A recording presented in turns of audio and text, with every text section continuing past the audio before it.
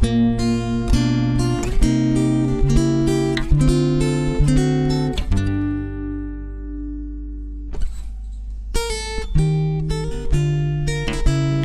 kasih sudah klik video ini. Tapi jangan lupa guys, klik tombol subscribe karena klik tombol subscribe itu gratis. Gratis.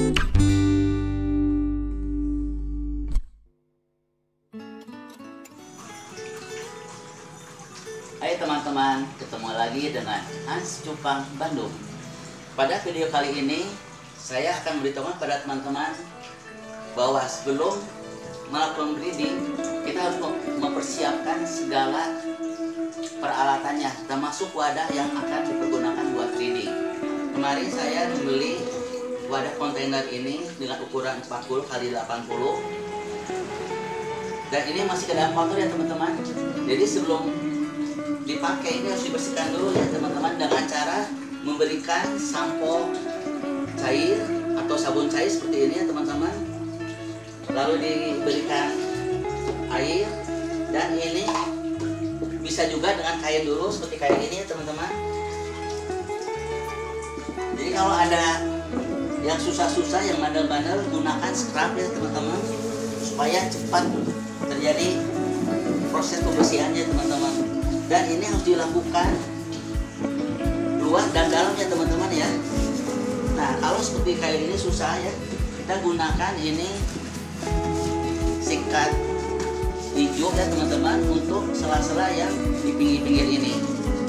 Dan ini penting sekali teman-teman, harus dibersihkan supaya gorea-gorea kita tidak kena penyakit karena akibat kotor. Dan setelah dibersihkan, inilah teman-teman hasil pembersihan dari kontainer air ini. Dalam proses pembreedingan dari burayak sampai siap jual, breeder harus menyiapkan 3 tempat ini minimal, yaitu proses pemijahan dari mulai perkawinan dan menghasilkan telur, dari telur menghasilkan burayak dari umur 0 sampai 3 bulan bisa menggunakan kontainer ini ya teman-teman. Bisa juga menggunakan tempat lain seperti jolang atau styrofoam bisa, tapi yang saya gunakan dari umur 0 sampai 3 bulan menggunakan kontainer ini ya teman-teman. Nanti setelah 3 bulan sampai 4 bulan akan dipindahkan ke tempat soliter seperti ini ya teman-teman. Nah ini tempat-tempat yang saya persiapkan nanti buat tempat soliter, dan juga perlu dibersihkannya teman-teman ya. Dari tempat soliter ini, proses burayak menjadi remaja hanya diperlukan 1 bulan, yaitu umur 3 bulan sampai 4 bulan ya teman-teman. Nanti setelah dari proses soliter ini kurang lebih umur 4 bulan dan seterusnya, pindah ke tempat ini ya teman-teman, yaitu ke tempat display seperti ini. Nah dari tempat inilah cupang ini siap untuk dijual ya teman-teman ya. Karena bagi seorang breeder, ujung-ujungnya adalah menjual hasil breedingnya. Dan di tempat inilah, di tempat akuarium ini, ukuran lebar 16, maksud saya panjang 16, lebar 12, dan tinggi 16 cm ya teman-teman. Ini akan saya pergunakan nanti buat di display. Di tempat inilah hasil kerja keras kita seorang breeder akan dijual menggunakan display ini ya teman-teman. Demikianlah sekilas info teman-teman pada proses pembreedingan ini, mulai dari 0 sampai 3 bulan bisa ditempatkan di tempat kontainer ini ya teman-teman. Lalu umur 3 bulan sampai 4 bulan dipisahkan di tempat soliter seperti ini ya teman-teman. Dan terakhir untuk proses penjualan, kita perlu display, yaitu sebuah akuarium kecil ukuran panjang 16, lebar 12, tinggi 16, Dan ini nanti bakal ditempatkan di rak-rak ya teman-teman. Inilah kegiatan saya dalam proses breeding cupang dari 0 sampai siap jual teman-teman. Inilah hasilnya selama 5 bulan pertama saya mencoba membreeding cupang, dan inilah hasilnya yang siap jual ya teman-teman.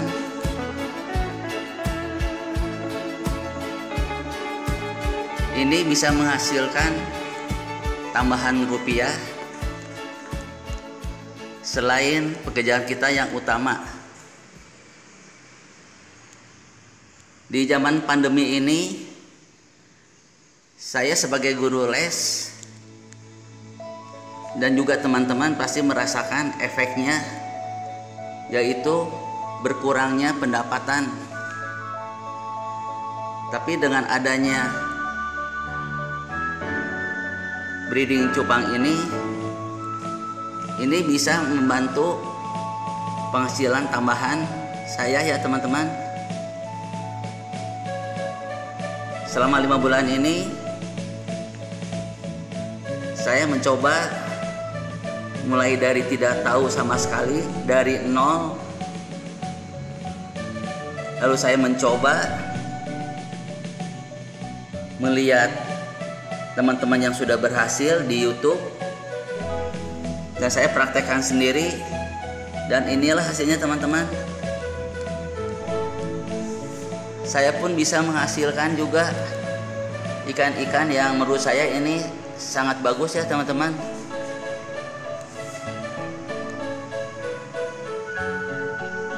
Dan ini siap dipasarkan.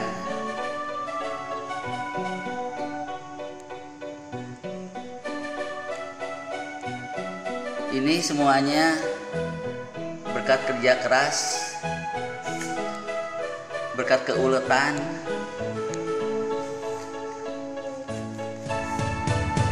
dengan memilih-milih barang yang cukup murah, atau istilah lainnya murah meriah. Pada video sebelumnya pernah saya utarakan bahwa tempat soliter yang saya gunakan di breeding ini semuanya barang bekas ya teman-teman. Karena dari barang bekas tersebut harganya cukup murah, tapi bisa menghasilkan pabrik rupiah seperti yang sudah saya lakukan ini. Dan inilah hasil karya saya yang siap dinikmati sama teman-teman.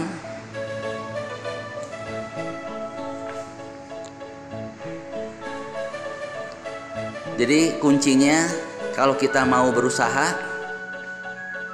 tidak ada kata mustahil untuk mendapatkan hasil ya teman-teman. Semoga video ini bisa menambah wawasan atau pengetahuan teman-teman